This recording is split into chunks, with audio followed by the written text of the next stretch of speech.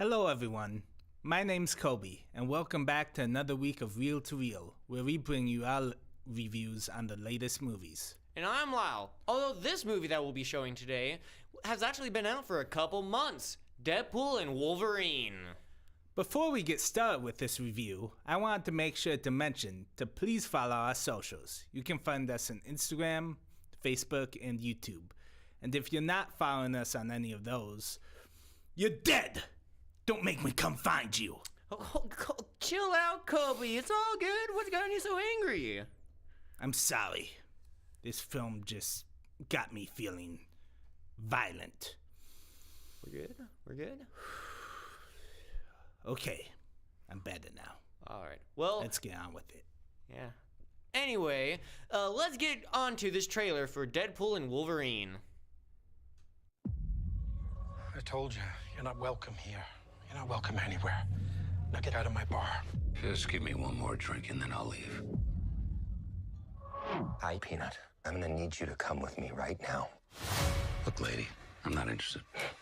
All right, well, I'm sort of on the tick-tick, so upsy-daisy. Oh, the claws. It's quite common in Wolverines over 40. You don't want this. Unless you want to take a deep breath through your forehead, I suggest you reconsider.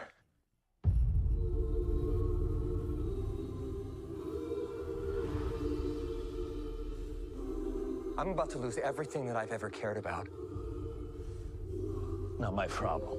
Is that what you said when your world went? Come again. This Wolverine let down his entire world.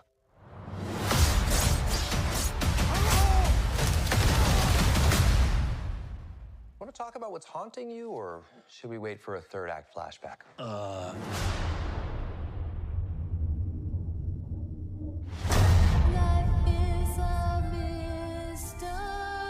I don't know anything about saving worlds, but you do.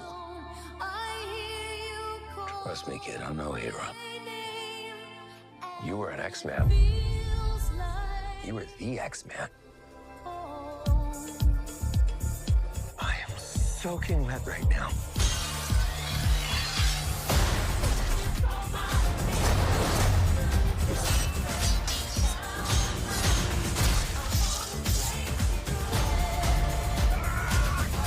Boys are so silly. This is what I'm talking about. Big slow-motion action sequence. Who knows if you live or die? Let's go.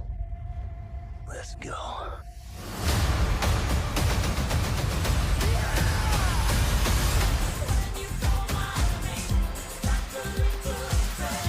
Want to do some? Hey, Feige said is off limits. What about Bolivian marching They powder? know all the slang terms. They have a list. Even snowboarding? Even disco dust. White girl interrupted? Even force bump. Do you want to build a snowman? Yes! I can't. We start the movie with our favorite merc with a mouth, Deadpool, aka Wade Wilson, digging up the corpse of Logan, the Wolverine. Hold on, Kobe, hold on. Well, yes, you are correct with the fact that that is the start of the film. I think we should start at the chronological start of the film. How does that sound? Alright, that makes sense to me. Perfect. Well, following the events of Deadpool 2, we see Wade, played out by our favorite Canadian actor, Ryan Reynolds, start to live a mundane life. He no longer fights, and he starts to work at a car dealership. That changes when the TVA comes knocking at the door, looking for him. The TVA takes Deadpool back to their headquarters, and the man named Paradox recruits him.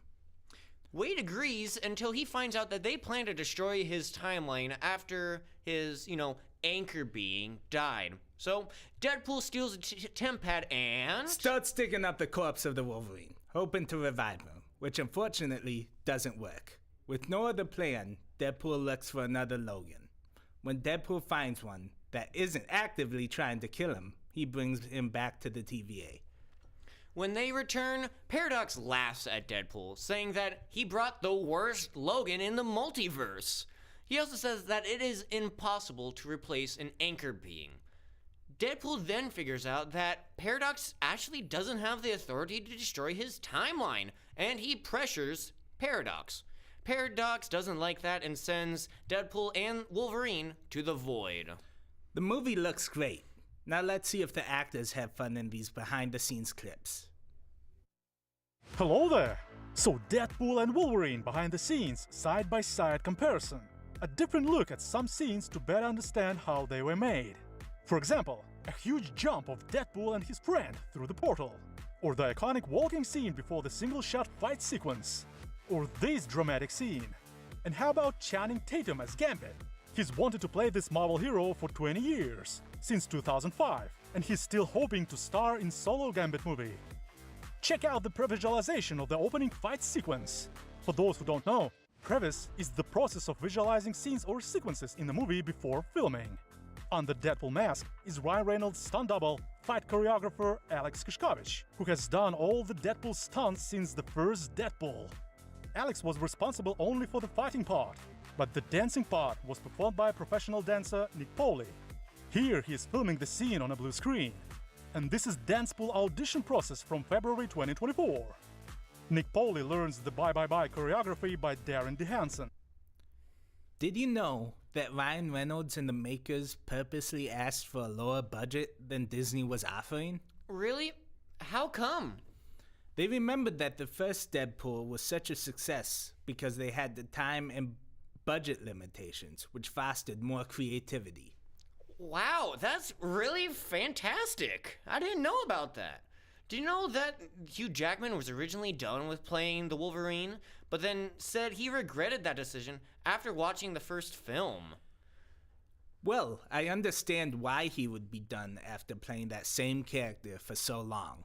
Yeah, well, Hugh Jackman figured that the two characters should at least meet on the big screen. Also, Ryan Reynolds also wanted to work with Jackman since the first Deadpool film, and was sad when he heard that Jackman first retired. Wow, I guess it was meant to happen then. Did you also know that Ryan Reynolds originally wanted to release this as an intentionally bad fake movie called Alpha Cop? He even had a poster commissioned with a tagline and everything. Okay, now that is commitment, Kobe. Yeah. Well, 5 minutes into this fake movie, the Marvel opening credits would appear and Deadpool and Wolverine would begin. I didn't know actually anything about that. That's really cool. And did you know that Jackman also got into incredible shape in this film, as he always does? Although he did maintain a fitness regimen after he first retired from playing Wolverine, he slimmed down because he had to sing and dance in the revival of the play The Music Man. But between the end of principal photography and music, he had to get a lot of muscle mass. And that's why I have the nickname for him as Huge Jack Man. Oh, no. Get it? Get it? No. Kobe, no.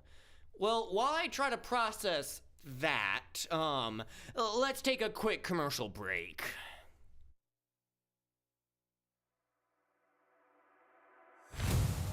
We really try and keep track of what's going on in the world as far as what are the trends. And so when a student comes here, they're learning the marketing aspects of video production with turnkey. So they learn how to write, storyboard, and capture video, set lights, set audio, and then they learn how to edit everything from start to finish. We believe that we are providing a transformative educational experience. It's hands-on, it's project-based, it's portfolio-based, it's based on real-world industry experiences. They take deep dives on all of these. You know, a lot of the classes are tiered, so you get an entry-level course and then an advanced, and then, you know, you hit your capstone projects where you're bringing them all together. So it's nice the way that they structure it and help you get a deeper understanding of stuff that you may or may not have thought you already had a good handle on. I thought this film was great. It is the best Deadpool movie to me, and that probably has to do with the relationship between Deadpool and Wolverine. Their chemistry on the screen captivated me for every second. Ryan Reynolds and Hugh Jackman were born to play Deadpool and Wolverine. They understand these characters so well, I can't see any other actors playing them. The fight scenes were really well done, especially the fights between Deadpool and Wolverine. Those fights had the more interesting shots to me. A lot of the movie did feel like fan service.